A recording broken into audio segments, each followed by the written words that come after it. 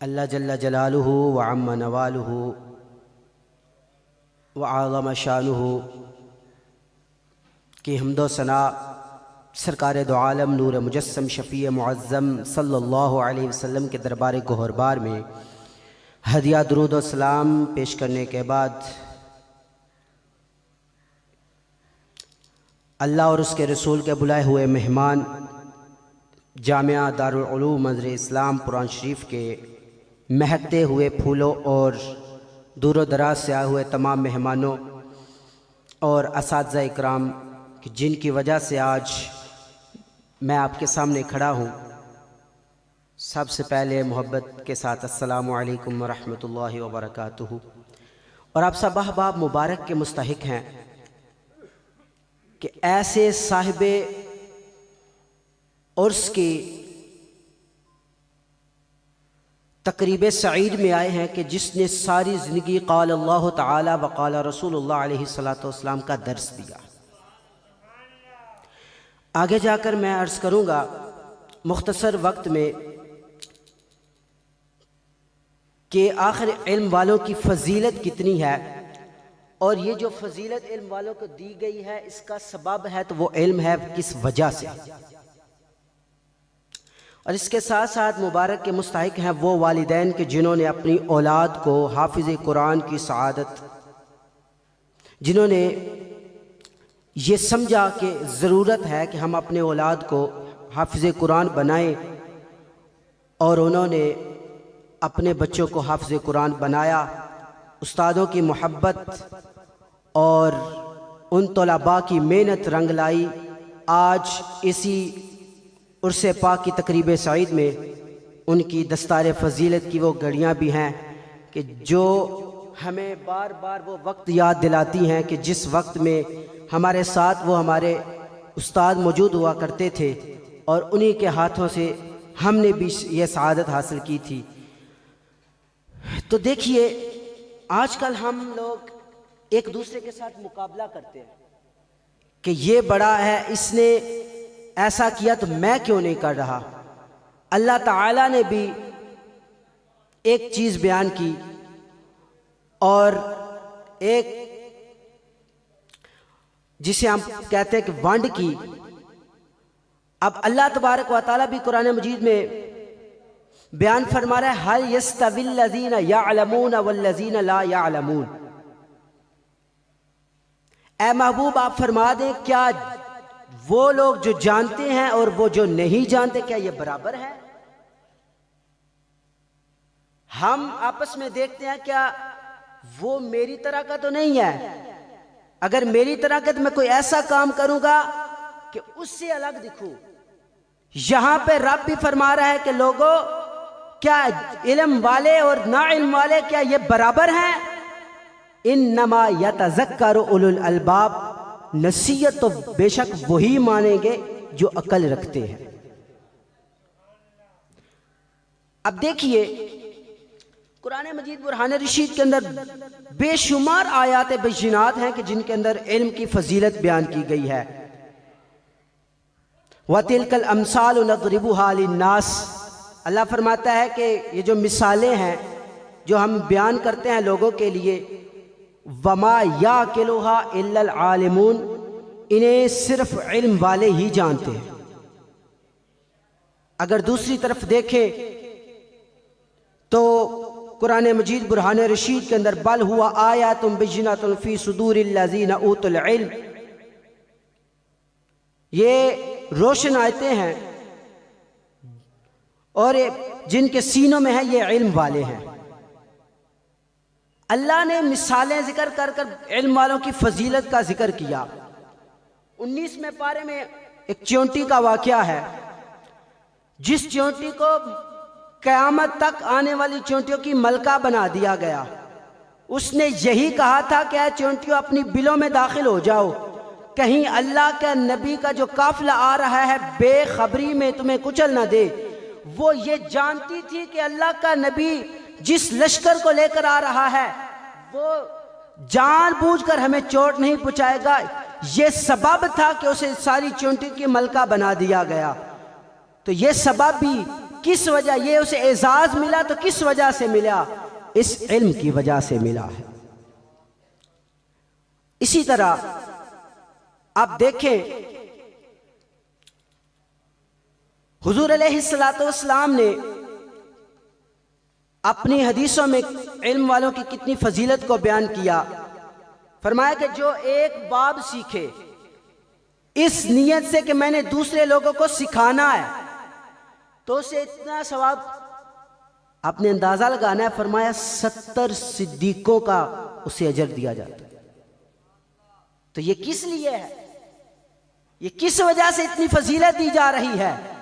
اس لیے کہ علم سیکھا ہے لوگوں کو نفع دینے کے لیے۔ سنیے میرے اور تیرے پیغمبر علیہ السلام نے کیا فرمایا؟ فرمایا عالم کی عابد پر اس طرح فضیلت ہے کہ جس طرح 14ویں کا چاند جس وقت پورے عروج پہ ہوتا ہے، اس چاند کی جس طرح سارے ستاروں پہ فضیلت ہے، اس طرح فرمایا ایک عالم کی عابد کے اوپر فضیلت ہے۔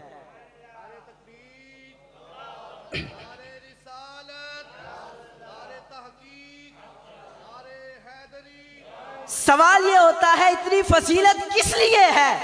تو جواب آئے گا اور کوئی وجہ نہیں ہے، وجہ ہے تو وہ صرف یہی ہے کہ اس نے علم سیکھا۔ اب ذرا دیکھیے حضور علیہ السلام نے ایک اور حدیث کے اندر فرمایا کہ جس وقت عالم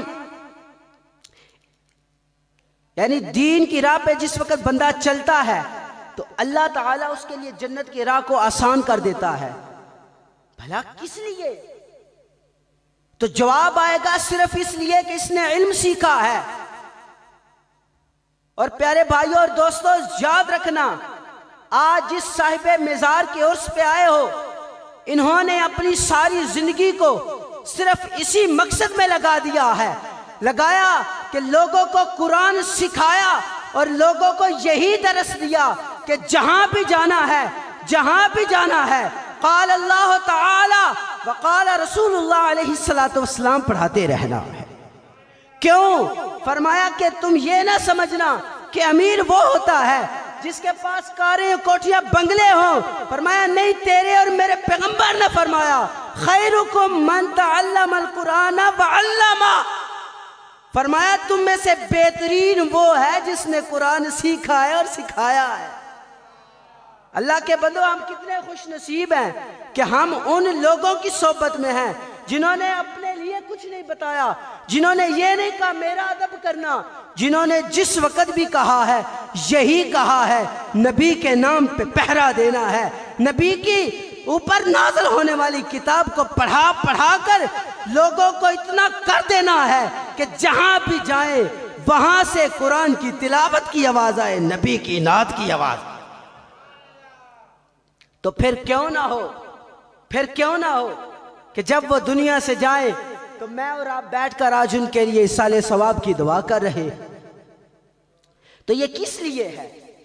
یہ اسی سبب ہے کہ انہوں نے علم سیکھ کر پھر سکھایا، لوگوں کو بتایا کہ ہمارا اسلام۔